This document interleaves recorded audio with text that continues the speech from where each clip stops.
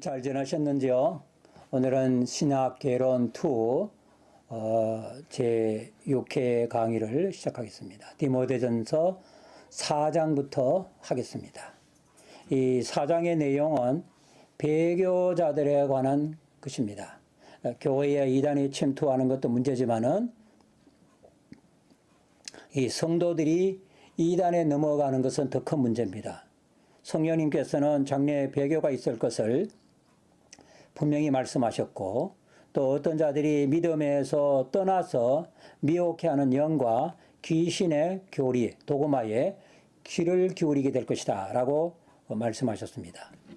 영은 하나님의 영이신 성령님과 사탄의 영인 귀신의 영이 두 영이 있을 뿐입니다.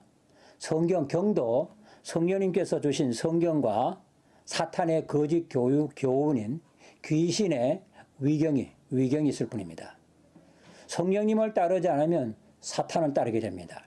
중립지대는 없습니다. 마귀를 적극적으로 추종하지 않더라도 성령님을 따르지 않는 그 소극적인 자세만으로도 이미 마귀를 쫓는 것입니다.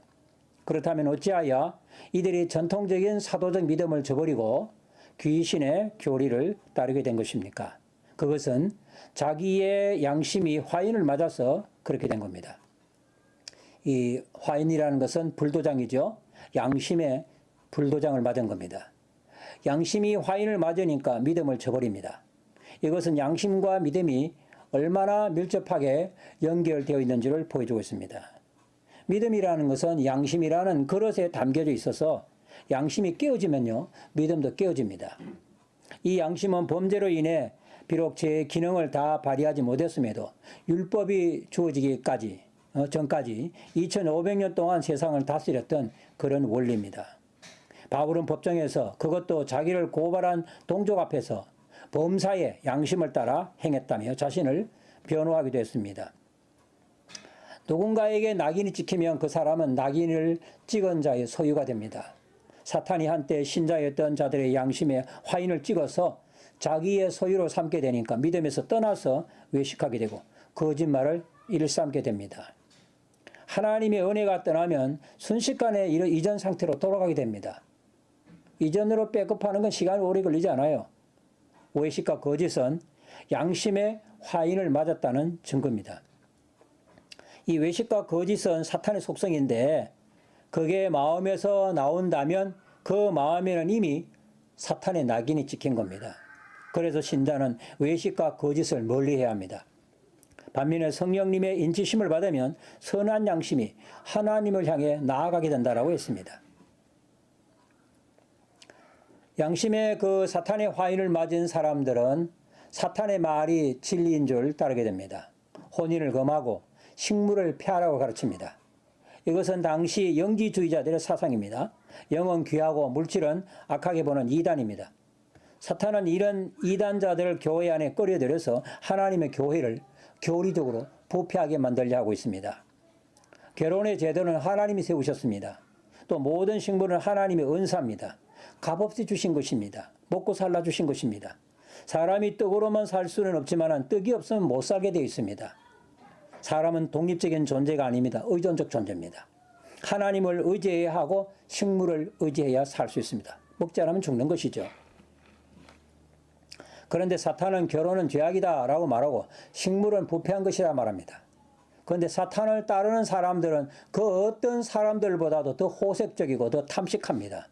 남에게 하지 말라 하고 자기는 대놓고 합니다. 정말로 내로남불이요 외식자요 거짓말장이들입니다. 거짓과 외식은 절대로 피해야 됩니다. 그것을 따르는 것은 사탄에게 어서 오십시오 라고 문을 활짝 열어주는 것과 같습니다. 그렇지 않아도 문간에서 기다리고 있다가 우리의 약점이나 실수가 발견되면 그 틈새로 들어오려 하는데 거짓과 외식을 일삼으며 아예 문을 열어놓고 사탄을 환영하는 것이 되고 마는 겁니다. 그러면 어떻게 되나요? 결국은 사탄이 종이 되어서 사탄이 시키는 대로 놀아납니다. 사탄이 시키는 대로. 그거는 뭐 교인이고 목사고 상관없어요. 붙잡히면 시키는 대로 합니다. 이들을 대적해야 합니다. 어떻게 대적할 수 있습니까? 성경으로 하면 됩니다. 내가 나가서 싸워봤자 집니다. 이기려면 성경을 앞세워야 합니다. 예수님도 그리하셨습니다. 그래서 대적하면 물러간다. 성경은 말씀하고 있습니다. 혼인을 금하고 식물을 폐하라고 가르치는데 성경은 뭐라고 가르치고 있습니까? 결혼은 하나님이 세우신 최초의 사회적인 제도로서 혼인을 귀히 여기라 그렇게 가르칩니다. 결혼하여 알콩달콩 재미있게 살라고 사람을 남자와 여자로 지었습니다. 식물은 어떻습니까? 감사함으로 받으면 버릴 것이 없다 했습니다. 전부 감사한 거예요. 감사. 왜 그렇습니까? 모든 식물은 선하신 하나님께서 지으셨기 때문입니다. 하나님은 존재와 속성이 선하셔서 내신 것마다 자신의 선한 의지가 반영되었기 때문에 모두 선할 수밖에 없습니다. 혹시 마음에 끄림칙하거나 기분 안 좋은 그런 느낌이 든다면은 어떡할까요? 하나님 말씀을 그때는 생각하는 겁니다. 이 세상의 모든 것을 하나님이 지으셨다는 성경 말씀을 믿고 의지하고 그냥 감사함으로 받으면 됩니다. 뒤끝 없습니다. 그래도 마음이 놓지 않는다면 기도하면 된다 했습니다. 그러면 거룩하게 되기까지 한다 했습니다. 물론 물질 자체는 윤리성이 없어서 또 선악의 개념도 성화의 개념도 없습니다. 그런 개념은 식물을 사용하는 인격체인 사람에게만 해당합니다. 말씀과 기도는 성도의 생활에서 하나님과의 관계를 맺는 가장 중요한 방편입니다. 말씀과 기도로서 하나님과의 관계만 바르게 맺고 산다면 음식에 너무 구애받을 필요가 없습니다. 심지어 독을 마실지라도 해가 없을 것이라 했습니다. 국에 사망의 독이 있어도 밀가루를 치자 해독이 됐습니다. 독도 밀가루도 다 하나님이 내셨습니다. 하나님께서 내신 겁니다. 만물을 지으신 하나님 안에 있으면 먹거리에 내재된 독도 초월하는 것입니다. 모든 식물은 정도의 차이가 있을 뿐 적당량의 독이 내재해 있습니다. 독이 되지 않으면 약이 될 수 없다는 말이 있습니다. 독초라야 약초가 되는 겁니다. 단지 많이 먹으면 독이 되고 적게 먹으면 적당하게 먹으면 약이 되는 것이 그것이 약이고 음식입니다. 음식도 잘 먹으면 거기 건강하지만 많이 먹으면 독이 되잖아요. 그러나 광야의 이스라엘 백성들처럼 독이 있는지 없는지를 시험해 보는 것은 그건 불신앙에 해당하는 겁니다. 바울은 이단의 문제를 계기로 해서 아주 중요한 메시지를 아들 목회자인 디모데에게 주려 합니다. 혼란스러운 이단의 가르침에 당황하지 말고 성경을 가르치라 했습니다. 사람들은 귀신의 가르침에 솔깃해합니다. 그러나 목회자는 오직 성경만을 가르쳐야 합니다. 사람들은 귀신의 가르침에 더 솔깃해 하더라도 목회자는 오직 성경의 목숨을 걸어야 합니다. 성경에 모든 게 걸려 있습니다. 하나님과의 관계만 아니라 영생과 천국에 관한 모든 것들이 성경과 관련되어 있습니다. 목회는 말로서 하는 것이 아니라 말씀으로 하는 것입니다. 어찌 허탄한 신하나 끝없는 족보가 목양에 끼어들 수 있겠습니까? 그것은 양을 살리는 것이 아니라 죽이는 길입니다. 양이 죽으면 목사도 죽습니다. 이처럼 성경을 들고 형제를 깨우치면 그리스도 예수의 선한 일꾼이 될 것이라 있습니다. 성경으로 양육하면 먼저 자신이 양육을 받게 됩니다. 목회자는 양을 돌보기 전에 자신을 먼저 목양해야 합니다. 어떤 자가 선한 일꾼입니까? 성경대로 하는 일꾼이 선한 일꾼입니다. 성경대로 목회하면 목사도 살고 양도 삽니다. 목자가 건강하면 양도 건강해집니다. 어머니가 자식들을 위해서 요리를 하지만 자신이 먼저 맛을 본 후에 내어놓습니다. 목회자는 김이 상궁과 같습니다. 주방이 건강해야 가족이 건강해졌습니다. 주방에 신학이 있어야 식구들이 신학적인 식탁을 받게 된 겁니다. 가정도 교회도 다 마찬가지입니다. 건강은 좋은 음식만 먹는다 해서 얻어지는 건 아닙니다. 운동을 해야 합니다. 진리는 그대로 실천할 때의 빛을 발합니다. 그래서 사도는 디모데에게 경건에 이르기를 연습하라 이렇게 말씀했습니다. 육체의 연습도 유익하지만은 경건의 연습은 범사에 유익하고 금생에서만 아니라 내생까지 약속이 있다 이렇게 말씀하셨습니다. 내세의 약속이 있기에 하나님께 소망을 두고 수고하고 진력하는 겁니다. 목회자는 외연에서 풍기는 인상도 중요합니다. 경건하고 권위가 있어야 합니다.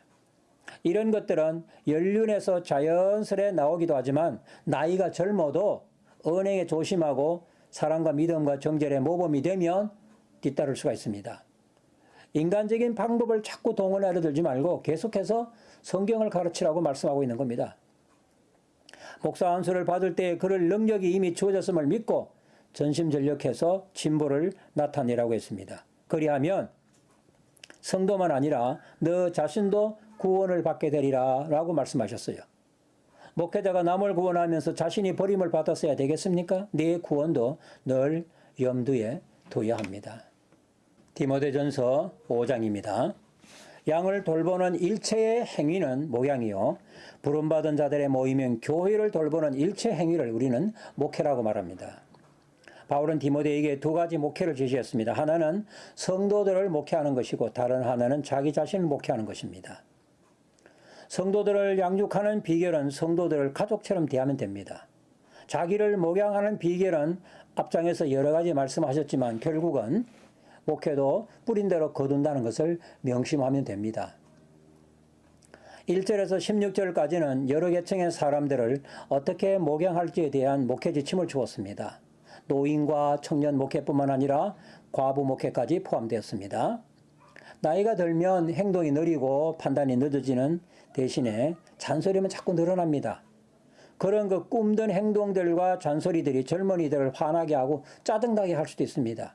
바울은 디모데에게 말합니다. 그런 늙은이들을 꾸짖지 말라는 거예요. 마치 아버지에게 하듯 하라 했습니다. 젊은이들도 마찬가지입니다. 젊은이는 열정이 있지만 실수가 잦고 격정을 잘 냅니다. 성질대로 되지 않으니까 그런 것입니다. 그러더라도 형제에게 하듯 참고 인내하라 그렇게 말합니다. 마찬가지로 늙은 여자들은 어머니에게 하듯 하고 젊은 여자들은 자매에게 하듯 깨끗이 대하라 이렇게 말씀했습니다. 목회자는 젊은 여자들을 볼 때에 여자로 보지 말고 자매로 보아야 합니다. 목사에게 여자는 아내뿐 나머지는 그냥 여성입니다. 노인이든 청년이든 남자든 여자든 있는 그대로 받아들이고 이들을 목회의 대상으로 볼 수 있도록 하라는 말씀이에요. 목회자에게 있어서 늙은이도 목회의 대상이고 젊은이도 목회의 대상일 뿐입니다. 목사에게는 자기 가족 식구도 목회의 대상입니다. 옛날에는 전쟁이 많았고 많은 남자들이 목숨을 잃어 젊은 과부, 늙은 과부 할 것 없이 과부가 많았습니다. 구약 성경에는 고아와 과부는 하나님의 특별 관리의 대상으로 지목되어 있습니다. 고아와 과부를 해하는 것은 하나님을 해하는 것과 다를 바 없다고 하셨습니다. 신약 교회에서도 과부의 문제는 교회의 중요한 목회적 이슈였습니다. 특별 목회의 대상이었습니다.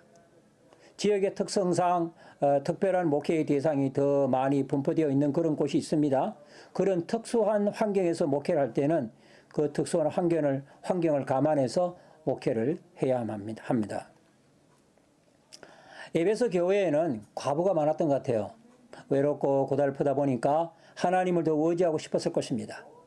교회는 이들을 잘 보살펴야 합니다. 이 중에도 특히 참 과부들을 경대하라 이렇게 말했어요. 공경하고 대우하라는 것입니다. 이들은 비록 외롭지만 하나님께 소망을 두고 주야로 기도했습니다. 사람을 의지하지 않고 전적으로 하나님만을 의지하여 사는 그런 과부들입니다. 교회는 이런 과부들을 잘 보살피되 먼저 자녀손이 있으면 그들로 부모를 잘 공경하도록 가르치라 했습니다. 그것이 하나님 앞에서 합당할 뿐 아니라 십계명의 명령이기도 합니다. 자, 모든 과부가 다 기도하면서 하나님을 의지하며 지내는 건 아닙니다. 바람난 과부도 있습니다. 이들도 목회 대상이에요. 이들은 남편이 없다는 핑계로 자포자기하거나 아무 사람에게 제재를 받지 않고 방탕하게 살아갑니다. 이런 자들은 일락을 좋아하는 과부들입니다. 바람난 과부라 해야 할 것입니다. 이런 자는 교회에 출석은 하나 믿음에 관한 한 죽은 자들입니다. 이런 과부들을 책망하라 이렇게 말씀했어요. 거룩하게 사는 것은 모든 성도들의 본분입니다. 과부라고 해서 남편이 없다고 해서 외롭다 해서 성화해서 예배가 될 수는 없습니다. 거룩한 제사장과 같이 되는 것이 우리 성도들의 목표이기 때문에 이에 어긋날 때는 과감하게 책망하면서 바로 잡아야 합니다. 이들을 책망하는 이유 중에 하나가 단지 바람났기 때문만은 아닙니다. 딸린 가족을 돌아보지 않았기 때문이에요. 그러므로 사도는 이렇게 말합니다. 누구든지 가족을 돌아보지 않는 자는 믿음을 배신한 자고 불신자보다 더 악한 자다.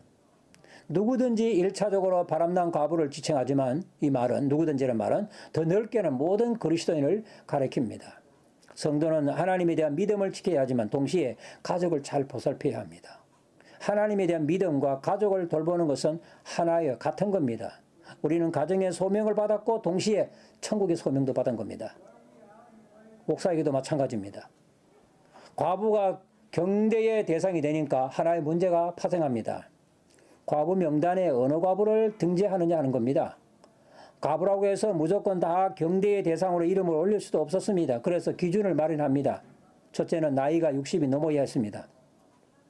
그 많은 외로운 날들을 믿음으로 살았으니까 경대해도 괜찮다고 생각한 겁니다. 둘째로 한 남편의 아니었던 자로 하라 했습니다. 여러 남편이 아니라 한 남편의 아니었던 자라 했습니다.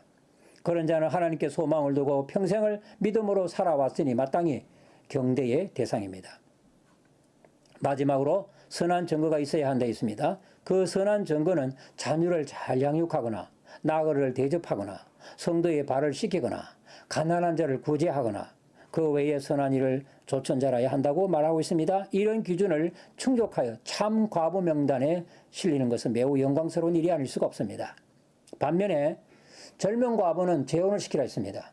혼자 사는 것이 본인도 힘들고 교회도 덕이 되지 못할 바에야 차라리 재혼하는 게 낫다는 겁니다. 시집가서 욕구도 해소하고 자녀를 키우면서 사탄에 의해서 진리가 회방을 받는 일이 없게 하라는 겁니다. 물론 젊은 과부의 친척이 있으면 그 친척들로 과부를 돌아보게 했습니다. 그렇게 해서 교회가 과도한 짐을 지지 않도록 배려한 겁니다. 17절에서 20절은 장로 목양에 대한 그런 지침인데 존경하라 먼저 저들을 존경하라 그렇게 말했어요. 교회법에 따르면 두 종의 장로가 있습니다. 교회의 치리를 맡은 자를 치리장로로 하고 가르침을 전담한 자를 강도장로라 그렇게 말합니다. 강도란 말은 도를 강론한다는 뜻이에요. 치리장로는 교인이 뽑은 교인의 대표자요. 강도장로는 치리의 의장인 목사를 가리킵니다. 치리장로를 존경하되 가르치는 장로는 더 존경하라 이렇게 말씀하고 있습니다. 가르치는 장로를 존경하는 방법은 그들의 수고에 물질로 보답하는 것이라고 말했습니다. 바울은 여기서 일하는 소에 망을 씌우지 말라는 말씀을 인용했습니다. 이 말의 뜻은 일꾼이 자기의 수고한 것에 삭슬을 받는 것이 마땅하다는 의미로 해석했습니다. 이 구절은 신명기에 나오는 말씀인데 이 구절을 인용하면서 다른 서신에서는 이 말씀이 소를 위해서 한 말이 아니라 주의 일꾼을 위해서 하신 말씀이라고 해석했어요.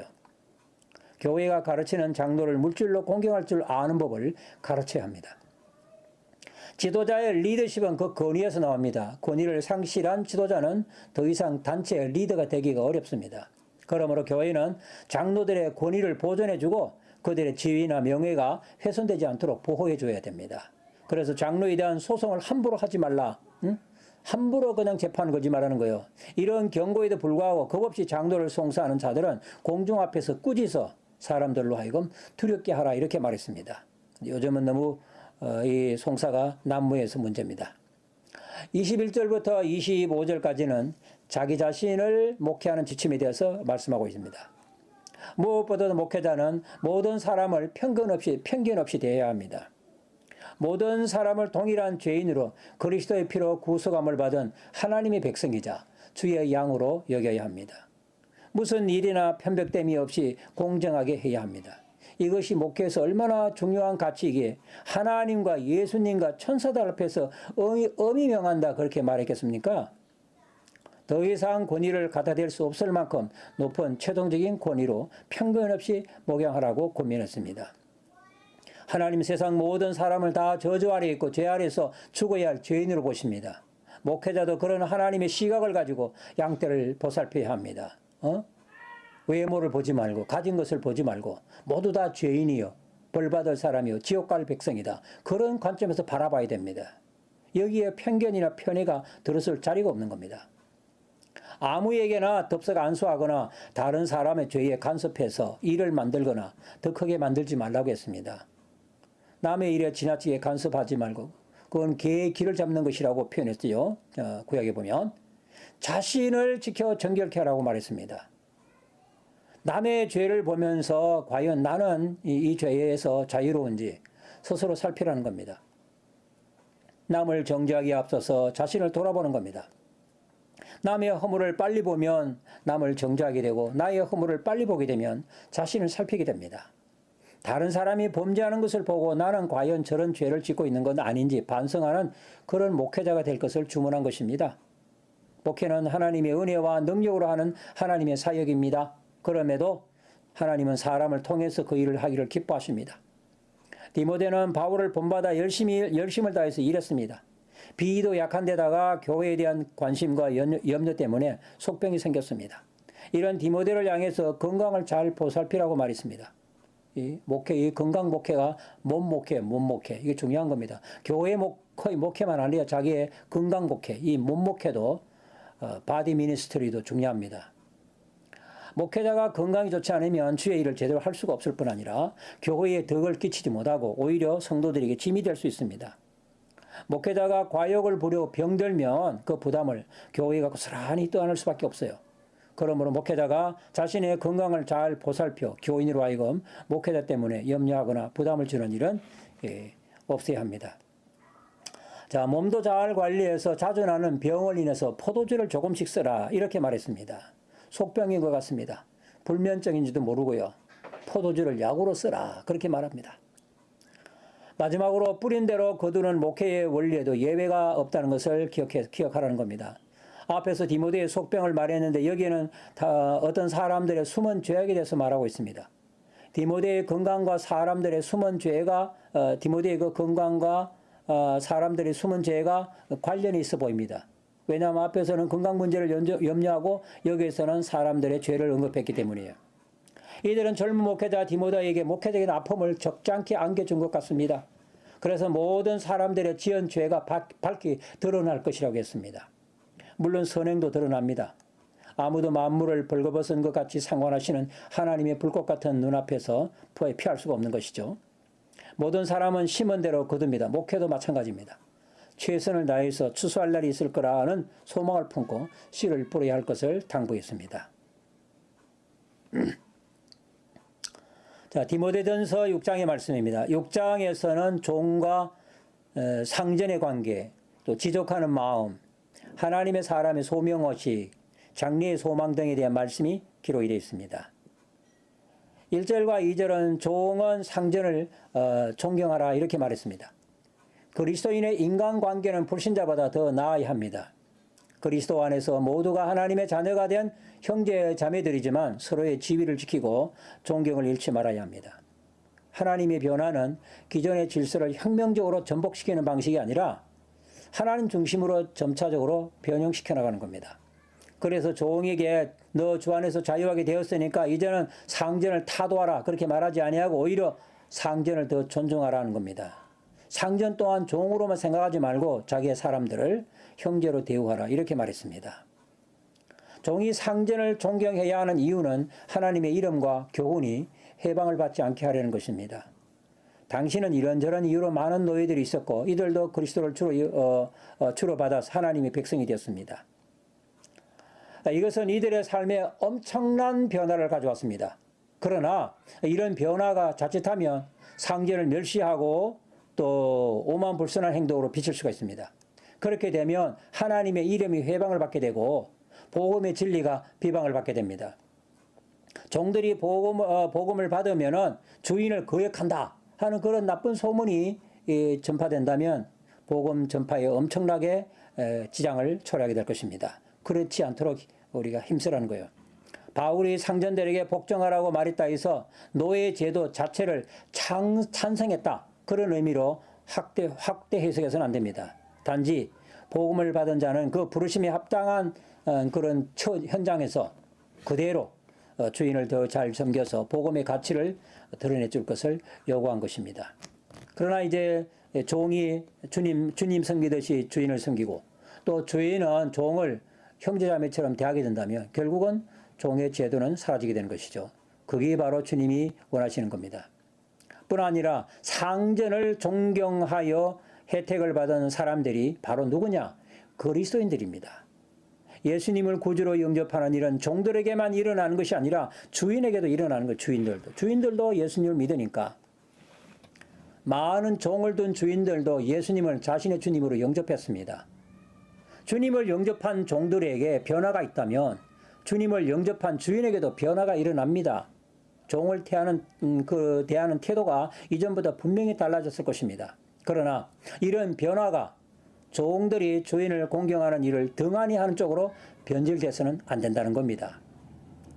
주인이 주민은 형제라 해서 가벼이 여기지 말고 이전보다 더 잘 섬기고 존경하라 했습니다. 그 이유는 주인을 잘 존경함으로 받는 혜택은 모든 신자들이 함께 누리고 있기 때문입니다. 종이 주인을 멸시하면 그 피해는 고스란히 모든 신자들에게 돌아갈 수가 있습니다. 그 반대도 마찬가지입니다. 종이 주인을 잘 섬기면 그 혜택이 신자들에게 가는 것이죠. 어떤 사람이 그리스도를 주님으로 영접하는 순간 만사는 자기 하나로 끝나는 것이 아니라 공동체 전체와 연결되어 있습니다. 그 점을 기억해야 합니다. 3절에서 그 5절은 다른 교훈을 말하는 자들에 대한 그 목회 지침입니다. 다른 교훈이란 그리스도의 말씀과 경건에 관한 교훈에 맞지 않는 것입니다. 주님의 말씀과 사도적인 가르침을 무시하는 것은 결국은 성경의 권위를 무시하는 것입니다. 성경의 권위를 무시하는 사람들은 어떤 자들입니까? 첫째는 교만하여 아무것도 알지 못하는 사람들입니다. 성경을 무시하는 것이 교만이고 성경보다 자기 지식을 앞세우는 것이 무식하다고 그랬어요. 무식하다. 둘째, 변론과 언쟁을 좋아합니다. 실천을 하지 않으면서 교리가 맞느니 안 맞느니 하면서 네 말이 네가 옳으니 내가 옳으니 하면서 교리 싸움하는 겁니다. 이런 변론과 언쟁으로는 죽은 영혼을 살릴 수가 없고 교회의 연합과 일치를 무너뜨리는 겁니다. 셋째는요, 마음이 부패하고 진리를 잃어버린 사람들입니다. 영혼의 지도자는 마음을 관리하는 사람인데 이 마음이 부패하고서야 어떻게 영혼을 정결하게 보존할 수 있겠습니까? 그런 자의 마음속에는 진리가 없을 뿐 아니라 경건을 이익의 재료로 생각하는 사람들이다 라고 말했습니다. 여기서 말하는 경건이란 어떤 종교적인 가르침을 말합니다. 이들은 경제적인 이익만을 생각합니다. 자신들이 가르치고 있는 것을 자신이 믿느냐 안 믿느냐 또 실천하느냐 실천 안 하느냐는 상관이 없습니다. 가르치고 돈만 벌면 된다는 생각입니다. 이런 자는 선생이 아니라 지식을 팔고 사는 장사입니다. 이들은 이문이 된다면 경건도 파는, 경건도 거래하는, 상품으로 내놓는 그런 사람들이니까 돈이 되는 일이라면 무엇인지 할 수 있는 사람들입니다. 가르치는 시간은 곧 돈이기 때문에 이를 두고 서로 가르치겠다며 다툼도 마다않습니다. 참 목자는 이런 거짓된 지도자들을 삼가야 하는 것입니다. 하지만 지독하는 마음이 있으면 경건은 큰 이익이 됩니다.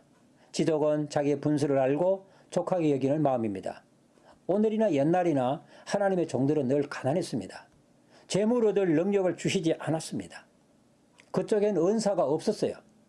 돈 버는 은사가 없는데 돈 벌겠다고 나서면 돈도 못 벌 뿐만 아니라 잘할 수 있는 가르치는 은사마저 제대로 발휘하지 못하게 됩니다.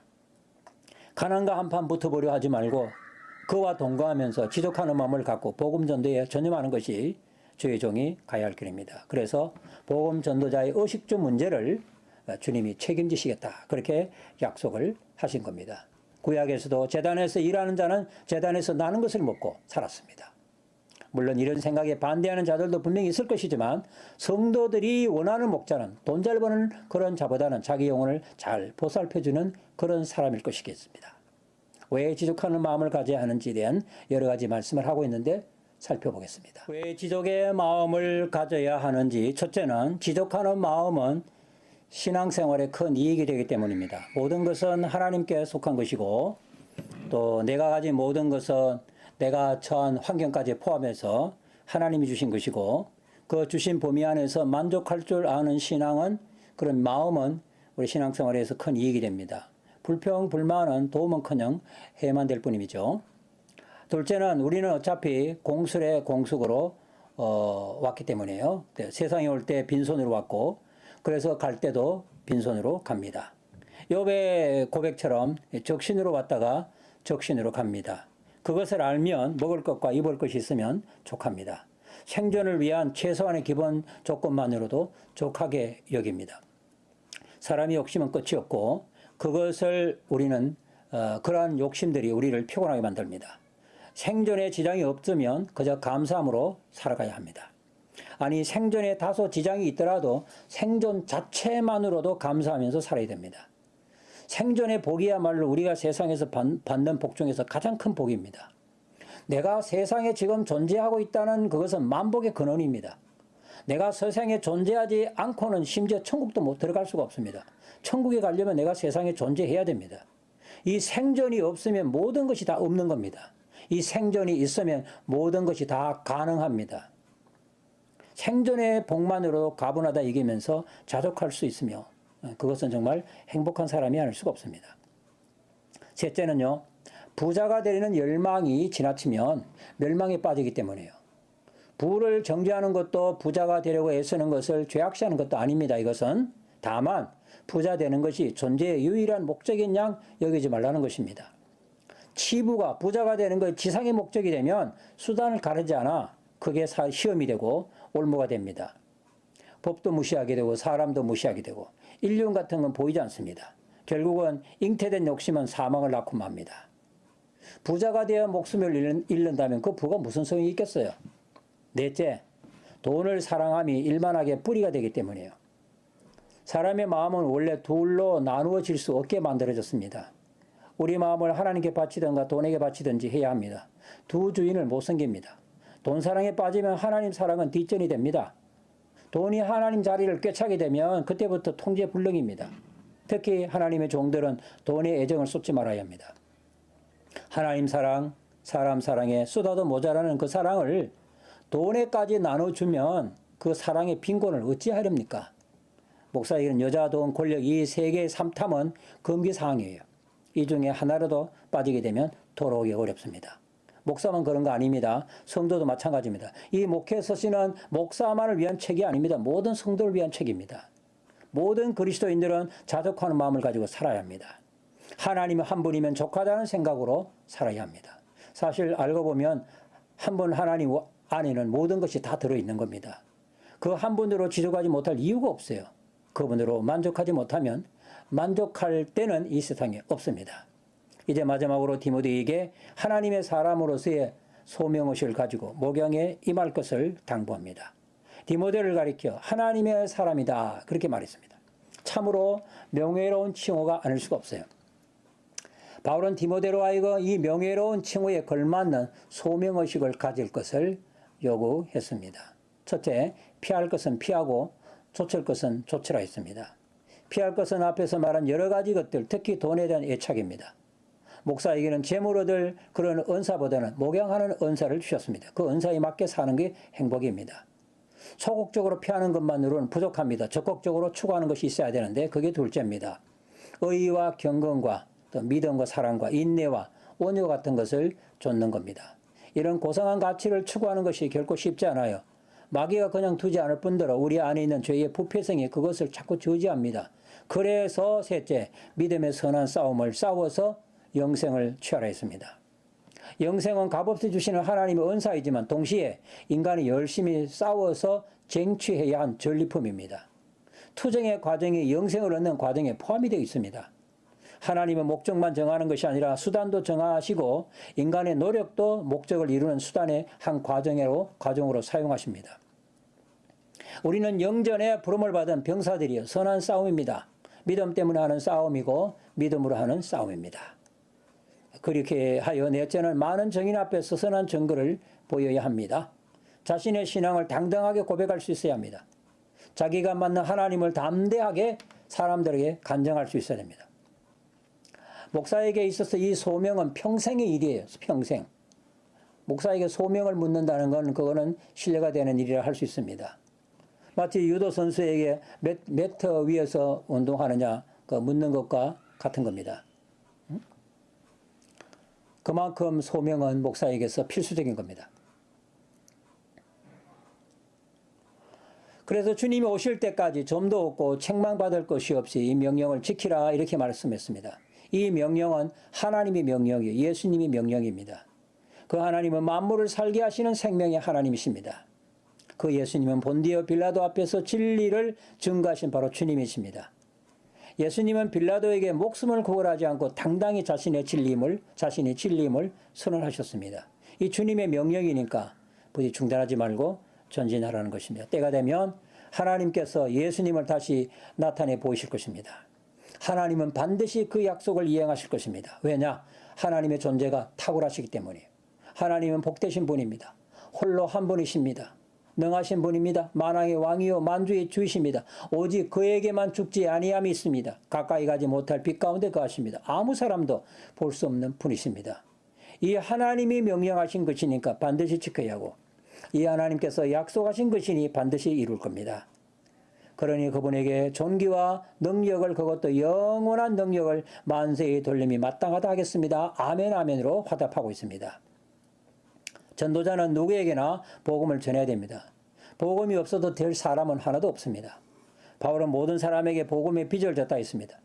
전도자도 때로 부자나 권력 있는 자 앞에서는 위축이 될 수가 있어요. 하지만 전도자가 누굽니까? 하나님의 사람입니다. 하나님이 세우셨고 하나님이 말씀을 주셨고 하나님께서 권세를 온 입혀 주셨습니다. 그러므로 눈치를 보거나 위축되거나 하지 말고 당당히 할 말을 하라 했습니다. 뭐라 말해야 합니까? 그 말이 17절에서 19절에 나옵니다. 마음을 높이지 말라고 직언하라는 거예요. 있는 사람들에게. 재물이 쌓이면 사람은 쉽게 교만해집니다. 부자들에게 재물로 교만하게 되면 끝장이니까 교만하지 말라. 그렇게 말하라는 것입니다. 교만은 부자든 가난한 자든 가리지 아니하고 패망의 선봉이 됩니다. 그러나 특히 부자에게 경계해야 합니다. 둘째, 재물에 소망을 두지 말고 하나님께 소망을 두라. 그렇게 가르치라는 겁니다. 재물은 영원한 것도 아니고 사람이 영혼을 구속할 수 있는 것도 아닙니다. 부자도 구원을 받고 천국에 가야 합니다. 그런데 재물로는 그 어느 하나도 할 수가 없습니다. 구원은 오직 하나님께 달렸습니다. 그러니 부자도 하나님을 전적으로 의지해야 합니다. 아쉬울 것이 없어 보이는 부자 앞에서 바른 복음을 전하는 것은 분명 쉽지 않아 보이지만 그럼에도 그렇게 바르게 전해야 됩니다. 복음만이 부자를 구원할 수 있습니다. 다른 한편으로 셋째, 선한 일에 부자가 되라고 전하라 했습니다. 부자에게 재물 얻을 능력을 주신 데는 목적이 있습니다. 혼자 잘 먹고 잘 살라 그리한 것이 아니라 그 재물로 선한 일을 행하며 가난한 자를 도우라는 겁니다. 참된 부자에게는 재물만 아니라 재물의 속성과 재물을 이용하는 지혜도 주셨고 가난한 자를 불쌍히 여기는 마음도 주셨습니다. 이 선한 마음이 이끄는 대로 살면 자기에게 주어진 재물이 영생을 취하는 데 이룰 것입니다. 예수님께서도 불의한 재물로 친구를 삼으라고 했습니다. 바울은 마지막으로 여태껏 말한 모든 것들을 꼭 지키라고 당부하면서 헛된 변론을 피하라 그렇게 말했습니다. 사람의 변론은 거짓되고 망령되고 허한 말일 뿐 아닙니다. 허한 말일 뿐입니다. 이런 변론에 응하다 보면은 함정에 빠져서 목회적 소명을 잊게 됩니다. 자꾸 사람들이 변론할 때 거기에 말려 들어가면 안 됩니다. 이 덫에 빠져 믿음을 저버린 자들이 많으니까 난 절대로 그런 일 없어. 그렇게 과신해서는 안 됩니다. 이단과 논쟁하다 보게 되면 부지중에 그 거짓의 늪에 빠져서 진짜 그래? 그러면서 허우적거리면서 함께 빠지는 겁니다. 목회는 다시 말하거니와 절대로 말로 하는 것이 아니라 말씀으로 하는 겁니다. 하나님의 나라는 말이 있지 않고 능력이 있습니다. 그 능력은 사람의 말이 아니라 하나님의 말씀이에요. 그래서 이런 이단자들의 그 변론이나 이런 데 함께 동참해서 장구치고 그렇게 추임새 두는 그런 일은 하지 말아야 합니다. 이렇게 해서 디모데 전서가 끝났고요. 디모데 후서 말씀을 살펴보겠습니다. 디모데 후서 1장입니다. 바울은 그 전서에서와 마찬가지로 후서에서도 자신의 사도됨을 자랑스럽게 언급하고 있습니다. 내가 사도가 된 것은 하나님의 뜻으로 말미암아 되었고 예수님 안에 있는 생명의 약속대로 되었다. 그렇게 말했습니다. 이런 자부심을 표현하는 것은 디모데에게 목회적 소명의 소중함을 일깨우기 위함이었습니다. 바울은 기도하는 중에 디모데를 생각하면 늘 감사했습니다. 그는 밤낮으로 기도했고 쉬지 않고 기도하였고 또 디모데를 생각하면서 기도했습니다. 기도하는 중에 누군가가 생각이 난다? 그 사람은 깊은 영적 관계를 그 사람과 유지하고 있는 것이죠. 항상 기도하는 사람의 의식 속에 기도할 때마다 그 사람이 떠오른다? 그럼 그 사람이 굉장히 행복한 사람입니다. 누군가가 날 위해서 기도하고 있다는 생각이 들면은 위급한 상황 속에서도 힘을 얻을 수가 있어요. 외로울 때도 힘을 얻을 수가 있어요. 저 사람 누군가가 지금 아무개가 날 위해 기도하고 있지. 내 힘을 얻어야 돼. 그렇게 위안을 받을 수 있는 거예요. 바울이 감사를 드린 하나님은 어떠한 분이십니까? 청결한 양심으로 조상적부터 섬겨오던 하나님이십니다. 하나님은 왜 이렇게 소개하고 있는 것입니까? 그것은 디모데도 바울과 마찬가지로 청결한 양심으로 조상적부터 섬겨오던 그 하나님에 대한 믿음이 대를 이어서 섬겨왔음을 자랑스럽게 여기기 때문으로 보입니다. 서로가 이처럼 신앙의 공부모를 가졌다는 건 대단한 기쁨입니다. 디모데도 외할머니와 어머니로부터 거짓 없는 믿음을 이어받았어요. 부모로부터. 자녀 세대가 그 부모의 훌륭한 그 신앙을 개성하지 못하는 경우가 많은데 대를 이어서 하나님을 잘 섬길 수 있었다는 것은 참으로 귀한 복이 아닐 수가 없습니다. 이단으로부터 교회를 지켜야 하는 무거운 짐을 맡아서 눈물을 흘리며 혼자 그 고군분투할 디모데를 생각하며 마음이 짠하고 보고 싶어 미칠 지경입니다. 속히 만나 그동안 디모데가 어떻게 목회를 해왔는지 들어보는 것은 큰 기쁨이 아닐 수가 없습니다. 디모데 속에 있는 거짓 없는 그 믿음이 어떻게 목회에 반영되고 있는지를 알고 싶어 했습니다. 게다가 장립대에 받았던 그 은사를 다시 부릴 듯이 타오르게 하고 싶기도 했고, 그래서 저래 디모데가 정말 보고 싶다 그렇게 말하고 있습니다. 그런데 지금 당장은 목양의 어려움을 많이 겪고 있을 거라고 생각하고 있습니다. 그래서 두려워하지 말라 합니다. 내가 투옥되었다 해서 부끄러워하지도 말라 그렇게 말했습니다. 오히려 복음과 함께 고난을 받으라고 했습니다. 디모데의 마음속에는 고난에 대한 두려움이 있었습니다. 그 고난이 복음과 함께 복음 때문에 복음을 위해서 당하는 고난이라 할지라도 고난은 두려운 겁니다. 두렵지 않는 고난은 없습니다, 여러분. 복음 때문에 아버지와 같은 바울은 지금 투옥이 되어 있습니다. 어찌 보면 창피하다고 느낄 수도 있습니다. 그래서 내가 투옥된 것을 너는 부끄럽게 생각하지 말라며 복음과 함께 고난을 받으라고 권면한 겁니다. 목회자가 고생을 피하게 되면 그건 할 수가 없습니다. 왜 복음 때문에 받는 고난을 부끄럽게 생각하지 말아야 하는 것입니까? 이 복음은 행위로 구원받는 것을 전하는 것이 아니라 은혜로 구원받는 것을 전하기 때문입니다. 그것도 영원 전부터 하나님의 뜻대로 시작된 일인데 예수님의 죽으심과 부활로 나타나게 되었고 우리가 그것을 전하는 자가 되었으니까 그 복음 때문에 고난을 받는다면 이보다 더 큰 영광스러움이 어디 있겠느냐는 겁니다. 한때 주님을 모지게 핍박하였던 나를 이 복음을 전하는 전도자로, 교사로, 또 사도로 세워주셨다는 것은 한없는 은혜라고 생각했습니다. 그래서 나는 고난을 부끄러워하지 않을 뿐 아니라 부끄러워하기는 그냥 자랑스럽게 여기고 있었던 겁니다. 나를 부르신 주님이 어떤 분이신지를 내가 알고 있으니까 끝까지 보호해 주실 것 또한 확신한다고 말하고 있습니다. 그래서 디모데에게 성령님 안에서 네게 들은 말을 본삼아 지키고 또 그대로 행하라고 당부한 겁니다. 이단의 거짓된 교훈, 영혼을 죽이는 말이 아니라 내게 들은 그 복음, 바른 말, 영혼을 살리는 그 복음을 본삼고 그대로 지키라고 했습니다. 목회도 사람이 하는 것인지라 인간관계가 아주 중요합니다. 바울은 1장을 끝내면서 잊지 말아야 할 사람들을 언급하고 있습니다. 자기에게 잘해준 사람만 아니라 잘못한 사람들도 잊지 말라 했습니다. 이 목양사역 전체에서 보면 잘해준 자들만 아니라 잘못해준 자들도 나름 그들의 역할이 있었습니다. 바울이 잊지 못하는 사람 중에는 가장 어려울 때 자기를 버린 사람들입니다. 부겔러와 흐모게네와 같은 사람이 있습니다. 그러나 오네시보로의 집 사람들은 바울이 어려울 때 도와주었던 사람들입니다. 바울이 결코 잊을 수 없는 자들을 디모데에게 말하는 이유가 무엇입니까? 바울의 적대적인 사람들은 디모데에게도 그렇게 될 수가 있습니다. 또 바울의 친구는 언제든지 디모데에게도 친구가 될 수 있습니다. 복음을 위한 것이니까. 바울을 버린 자들은 언제든 디모데도 버릴 수 있고 바울을 도와주었던 사람들은 언제든지 디모데를 도와줄 수도 있습니다. 이 복음의 사역이라는 것은 혼자 하는 게 아니기 때문이에요. 그래서 인간관계를 소중하게 여길 것을 당부했습니다. 이게 목회는 바로 인간관계다 해다. 인간관계다. 목회의 성패 여부는 인간관계를 어떻게 하느냐에 달려있다. 그렇게 말해도 과언이 아닐 정도입니다. 디모데후서 2장입니다. 디모데후서 2장에는 선배로서 후배에게 주의 종이 어떠해야 하는지를 자상하게 일러주고 있습니다. 후배는 선임 목회자의 말을 귀담아 들을 줄 알아야 합니다. 예수의 좋은 일꾼이 되라고 했습니다. 부끄러울 것이 없는 일꾼이 되라 했습니다. 그리고 귀히 쓰임을 받는 그릇이 되라고 했습니다. 예수님의 좋은 일꾼이 되기 위해서는 은혜 속에서 강하고 증인의 삶을 살고 또 고난을 잘 견디는 군사가 되어야 하고 법대로 경기를 할 줄 아는 선수가 되어야 하고 부지런히 농사를 짓는 농부가 되어야 된다. 이렇게 말했습니다. 부모의 소원은 자식들이 건강한 것입니다. 바울도 부모의 심정을 가지고 디모데가 건강하기를 바라고 있습니다. 바울에게 눈에 가시가 있듯이 디모데는 포도주로 달래야 할 만큼 만성적인 위장병이 있습니다.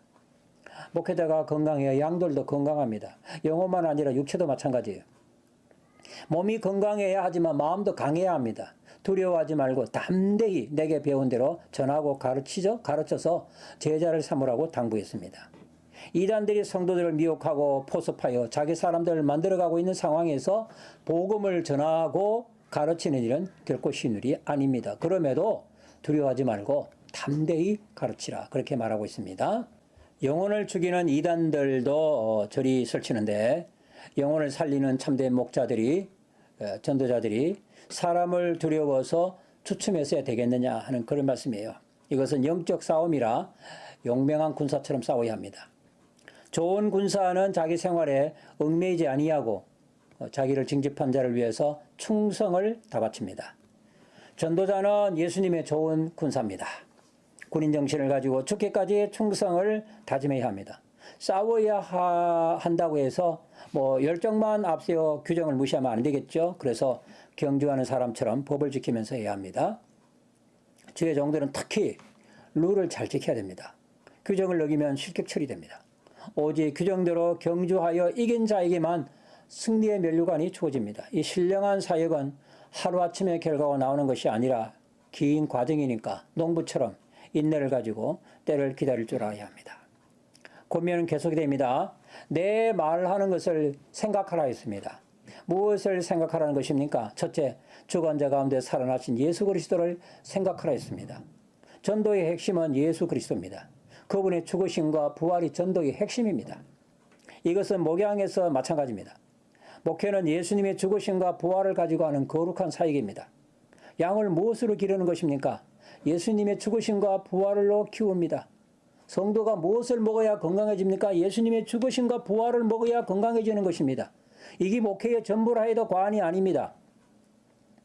바울은 평생을 십자가와 부활을 전해했지만 죽음을 바라보는 시점에서도 여전히 주님의 죽으심과 부활을 알고 싶어 했습니다. 하나님의 말씀은 매이지 않음을 기억해야 합니다. 나는 복음으로 인하여 옥에 갇혔으나 하나님의 말씀은 매이지 않는다라고 말씀했습니다. 전도자는 투옥시켜도 복음은 투옥시킬 수 없습니다. 그래서 하나님의 말씀은 감옥에서도 파문처럼 번져나갔던 것입니다. 그래도 고생하는 건 힘듭니다. 참아야 됩니다. 참음으로써 다른 사람의 영혼을 구원할 수 있기 때문이에요. 예수님께서 자기 앞에 있는 영광과 구원을 위해서 십자가를 참으셨습니다. 인내가 없었다면 죄인을 구원할 수 없었을 것입니다. 목회자는 양들을 위해서 고생하는 것을 기쁘게 여겨야 합니다. 그게 주님께서 걸어가신 길을 따르는 길이요, 양을 구원하는 길입니다. 마지막으로 기억할 것은 하나님과 그의 말씀은 미쁘시다는 것입니다. 전도자가 고난을 감수하는 것은 자기를 부르신 자가 진실하고 자기가 전하는 말씀이 진실하다고 하는 것을 믿기 때문입니다. 내 말은 믿어도 된다. 그런 확신이 있어야 담대할 수 있잖아요. 그래서 우리가 주와 함께 죽으면 주와 함께 살 것이고 주님처럼 참으면 또한 주와 함께 왕노릇하게 될 것이다 라고 말씀을 하셨습니다. 우리가 주를 부인한다면 주도 우리를 부인할 것이라 했습니다. 전도자에게 있어서 하나님과 그의 말씀이 진실하다는 것은 영혼의 방패와 같은 겁니다. 어째서 하나님의 말씀에 믿을 만합니까? 하나님이 진실하고 믿음직하기 때문이에요. 우리는 믿음이 없을지라도 주는 일양 믿으십니다. 언제나 믿음직합니다. 자기를 부인할 수 없습니다. 자기의 종들이 고난을 당할 때 나는 모른다. 그렇게 부인할 수 없습니다. 하나님은 존재에 있어서는 물론 그 행함에 있어서나 다 같이 믿으십니다. 절대로 믿을 수 있습니다. 사람은 다 거짓되되 하나님은 참되시다 그렇게 말했습니다. 그러니 부끄러움 없는 일꾼이 되라 했습니다. 그렇게 하려면 우선 헛된 말다툼을 해서는 아니 됩니다. 다툼은 아무 유익이 없을 뿐 아니라 듣는 자들을 망하게 합니다. 비록 이단자들과의 언쟁이라도 피해야 합니다. 다툼은 하나님의 교회나 성도에게 또는 목회자에게 아무 유익을 가져줄 수가 없어요. 이단자의 논쟁이라도 피해야 합니다. 반면에 진리의 말씀을 옳게 분별할 줄 알아야 합니다. 무엇이 성경의 바른 뜻인지, 무엇이 사도적인 전통과 진리, 진지를 구별할 줄 있는 이런 영적인 안목을 가지고 있어야 됩니다. 이건 목회자의 필수 요건입니다. 한편 이단자들의 망령되고 헛된 말은 버려야 합니다. 그들의 말은 독한 창질의 썩어짐과 같아 있습니다. 여기 창질의 썩어짐이라는 이 말은 암덩어리가 퍼져나가는 것 같다, 그런 뜻이에요. 이단자들의 가르침에 암덩어리가 무엇입니까? 이단자의 가르침이 암덩어리라고 말하는데 그 암덩어리가 뭐냐는 거예요. 부활이 없다고 가르치는 거예요. 부활이 없다고. 암이 퍼지면 살기 어려운 것처럼 부활이 없다는 메시지는 영혼을 죽입니다. 앞에서 말씀해 드렸죠. 성도들은 뭘 먹고 삽니까? 주님의 죽으심과 부활입니다. 그거 먹어야 건강해지는 거예요. 그런데 부활이 없다고 가르치면 그거는요, 그 영혼을 죽이는, 마치 세포에 그 암세포가 자라는 거와 마찬가지입니다. 부활의 메시지가 얼마나 중요한지를 보여주고 있습니다. 이성과 경험으로 납득하기 어렵다는 이유로 부활을 전파를 회피하는 것은 영혼을 서서히 죽이는 살인행위와 같은 겁니다. 하나님의 터는 견고하여 이단들이 결코 허물을 때릴 수 없다는 것을 알아야 합니다. 이단자들이 아무리 부활을 부인한다 해도 하나님과 그 약속은 무너뜨릴 수가 없어요. 하나님의 터는 견고합니다. 모래 위가 아니라 반석 위에 세워졌습니다. 인칭까지 했습니다. 절대로 변치 못하게 도장까지 찍었습니다. 그 서명의 내용이 무엇입니까? 주께서는 자기 백성을 아신다는 겁니다. 주의 이름을 부르는 자는 불의에서 떠나야 한다는 겁니다. 구원은 하나님의 주권에 속한 문제이지만 그 속에는 인간의 책임도 내포되어 있다는 겁니다. 마지막으로 귀히 쓰는 그릇이 되라 했습니다. 그래서 종류는 많습니다. 큰 집이라면 더 말할 것도 없습니다. 재료가 비싼 것에서부터 싼 것까지, 쓰임새도 귀하게 쓰이는 것에서부터 천하게 쓰이는 것까지 다양합니다. 주인이 쓰고 싶은 대로 씁니다. 세상 집에도 그러하다면 하물며 천국의 큰 집이겠습니까? 천국의 영토는 넓고 할 일이 많습니다. 그래서 다양한 은사와 재능을 가진 사람들이 있어야 합니다. 그릇이 많다고 해서 주인이 다 쓰는 건 아니죠. 사용에는 기본 원칙이 있습니다. 깨끗해야 씁니다. 천국에서 쓸모없는 그릇은 하나도 없습니다. 어떤 식으로든지 하나님 다 쓰십니다. 그렇지만 귀하게 쓰는 그릇은 따로 있습니다. 재질보다는 정결성입니다. 깨끗한 그릇이에요. 오늘날 주의 종들의 숫자가 참으로 많습니다. 유후 인력이 너무 많이 늘어나고 있습니다. 그럼에도 계속해서 신학교에서 일꾼들이 양성해내고 있습니다. 일꾼의 적체 현상이 날로 심각해지고 있습니다. 그렇지만 진정으로 하나님이 찾으시는 깨끗한 그릇은 여전히 품귀 현상입니다. 찾기가 힘듭니다. 그러면 여러분 도전하시기 바랍니다. 깨끗한 종으로서 깨끗한 그릇으로 도전하시기 바랍니다.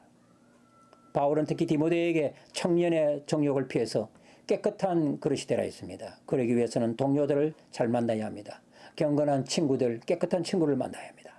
주의 종들도 좋은 동역자를 만나야 합니다.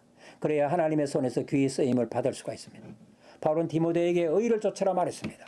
믿음과 사랑을 쫓으라 했습니다. 그런 경건한 친구를 만나야 목회도 성공하는 것입니다. 한편 무식한 변론을 피하라 했습니다. 변론은 어리석고 다툼을 일으킵니다. 또 목회는 말로 하는 것이 아니라 말씀으로 하는 것이라고 여러 번 말씀드렸습니다. 헛된 족보 이야기나 난이한 신학적 문제로 지나친 변론을 하지 말아야 합니다. 변론에서 다툼이 일어납니다. 다투기보다는 온유함으로 가르쳐야 합니다. 다투면서 가르쳐봐야 역효과 납니다. 목사도 망가지고 교인도 상처받고 떠납니다. 다치다가 교육을 시키다가 분쟁이 일어나는 겁니다. 그건 얼마나 역효과입니까? 불가피하게 징계를 해야 할 경우에도 온유함을 잃지 말아야 한다라고 말했습니다. 징계의 목적은 영혼을 죽게 하는 데 있는 게 아니라 살리는 데 있습니다. 잘못한 자를 거칠게 대하면 반감으로 튀쳐나가지만 온유함으로 대하면 회개할 수 있는 기회를 얻게 되는 겁니다. 사람을 잃고 나면요, 징계가 무슨 소용이 있습니까? 부모가 자식을 징계할 때도 아픔을 느낄 정도로만 때립니다.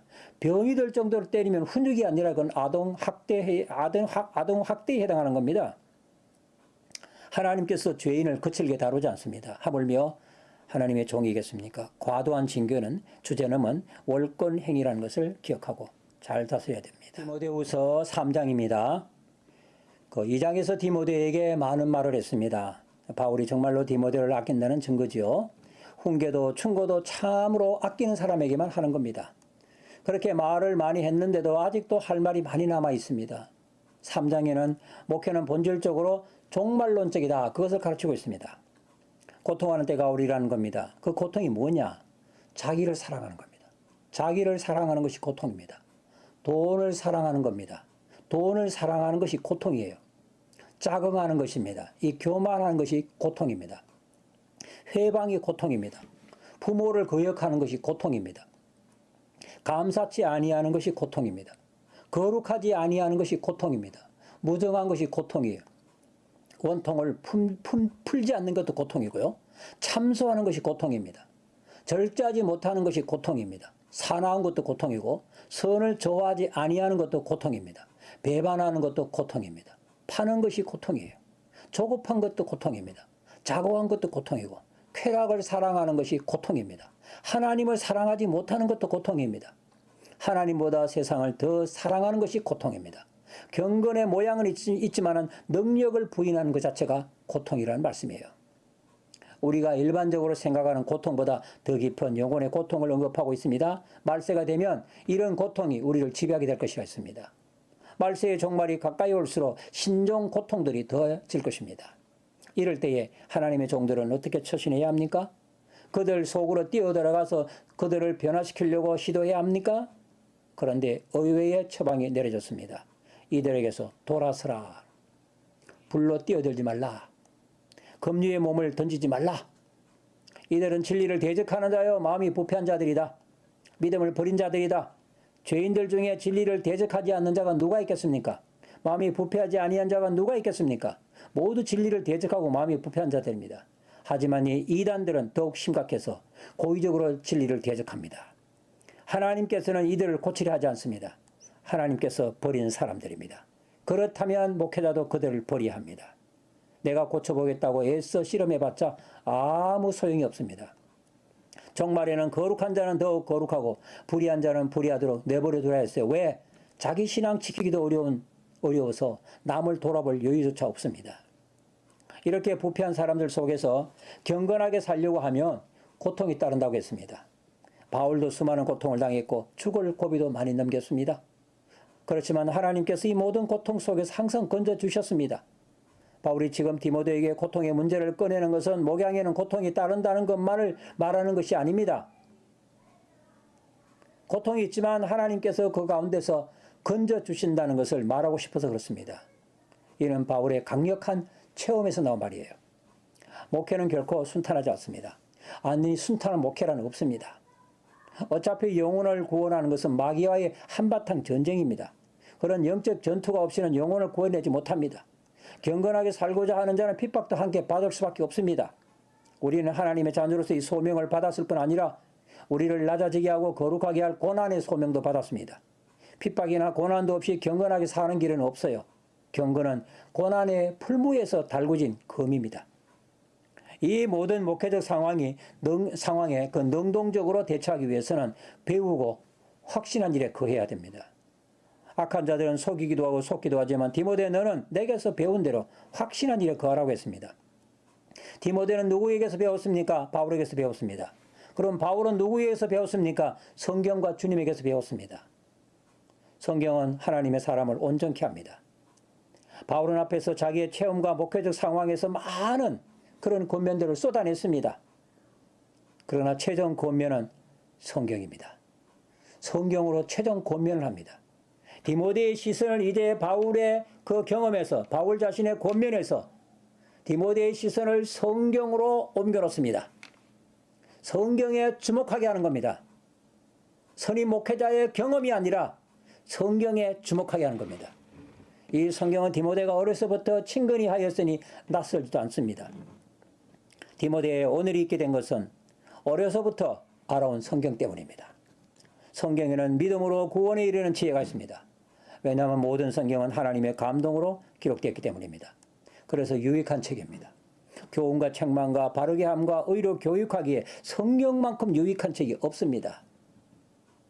성경은 하나님의 사람으로 온전케 하는 능력이 있습니다. 이 말씀은 주의 종들이 모든 선한 일을 행할 수 있도록 이퀴먼트를 갖춘다는 겁니다. 장비를 갖추게 한다는 뜻이에요.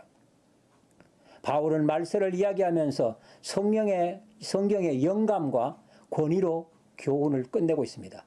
말세와 성경, 종말과 성경, 이걸 연결시키고 있다는 겁니다. 중요한 개념이에요. 말세를 만날수록 우리가 창념해야 하는 게 뭐냐? 하나님의 말씀이라는 겁니다. 이 말씀이 우리를 말세의 고통에서 건져줄 것입니다. 우리에게 구원에 이르는 지혜를 주고 선을 행하는 하나님의 사람으로 온전케 할 것입니다. 그러니 성경을 사랑하고 많이 읽고 순종해야 합니다. 그게 말세를 이길 수 있는 길이고 말세를 지혜롭게 대비하는 길인 줄로 믿습니다. 디모데후서 4장입니다. 예수님께서는 승천하시기 전에 제자들에게 대위임령을 내리셨습니다. 만민에게 복음을 전하라는 것입니다. 지금 바울은 혹시도 다가올지도 모르는 죽음을 염두에 두면서 최후의 분부처럼 디모데에게 엄한 명령을 내립니다. 하나님과 예수님과 그의 나라를 두고 엄숙히 명령한다고 했습니다. 말씀을 전파하라는 것입니다.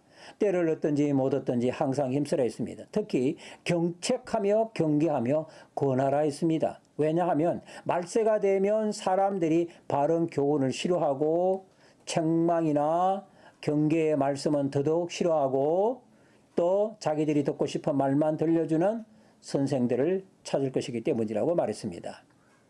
그럼에도 네 직무를 다하라 그렇게 말합니다. 바울은 남은 날이 얼마 되지 않음을 직감하고 있었습니다. 관제처럼 벌써 부어졌고 떠날 기약이 다 되었다고 했습니다. 그러면서 지난 날을 회고합니다. 내가 선한 싸움을 싸웠고 달려갈 길을 마쳤고 믿음을 지켰다. 그렇게 고백합니다. 이제 남은 것은 내 앞에 놓여있는 의의 면류관인데 의로운 재판장이 그날에 내게 주실 것이다. 내게만 아니라 나처럼 주의 재림을 사모하는 모든 사람에게 주실 것이라고 했습니다. 정말로 자부심 넘치는 그런 자기 회고 아닐 수가 없습니다.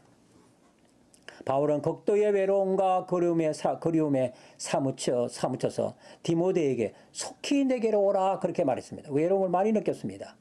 대만은 세상을 사랑하여 나를 버리고 떠났다. 이런 말은 아무에게 할 수 있는 게 아니죠. 디모데에게나 이런 말을 할 수 있는 거지. 뭐 고린도 교회에게, 에베소 교회에게 나 외롭다. 그런 말 할 수 있나요? 할 수 없는 겁니다. 누가가 나와 함께 있다면서 올 때에 마가를 데리고 오라 이렇게 말합니다. 또 겉옷도 가져오고 감옥이 조금 추웠던 것 같습니다. 가죽 종이에 쓴 것도 가지고 오라 했습니다. 읽을 거리가 필요했던 겁니다. 메모도 필요하고. 그게 가죽 종이로 쓴 것이 무엇인지는 밝히지 않았지만 특별히 지목한 것을 보면 이 아끼는 책이나 메모 같은 그런 것으로 보입니다. 그러면서 주께서 지금까지 나를 강하게 하신 것은 전도의 말씀이 이방인에게 전파되게 하려는 것이라 그렇게 말했습니다. 수많은 어려움에서 건져주셨으니 천국 가도록 구원하실 것도 확실했습니다. 대단히 개인적인 감성과 속내를 덜쳐내고 있는데 이는 디모데가 아들이고 또 함께 멍에를 맨 동역자에서 가능했을 것입니다. 옥중생활에 외롭고 춥고 쓸쓸함이 또 스스럼없이 이렇게 나타나고 있는데 그걸 털어놓을 수 있는 대상이 있다고 하는 건 그나마 다행입니다. 십자가 지실 때에 천하에 고하였던 주님보다 낫다 그런 생각이 듭니다. 예수님은 하늘과 땅과 심지어 하늘 아버지로부터 버림받은 십자가 지실 때 그런 쓸쓸함과 외로움을 경험하셨습니다.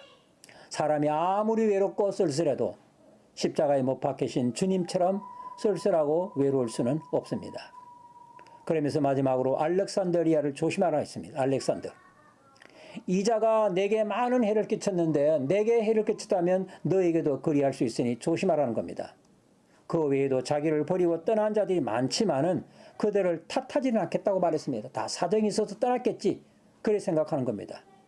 그러므로 마지막으로 몇 사람에게 문안을 부탁하면서 겨울 전에 오라며 다시 한번 디모데를 독촉합니다. 너 겨울 전에 빨리 오라.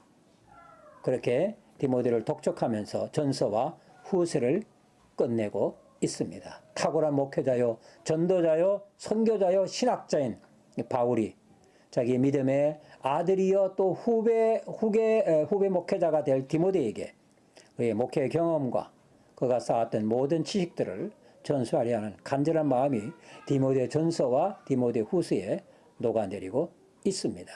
이것은 목사를 위한 책이 아니라 모든 성도들의 책입니다. 함께 읽고서 순종하고 따라야 할 생명의 말씀입니다. 수고하셨습니다. 오늘 강의 여기까지 하겠습니다. 조금 길어졌습니다.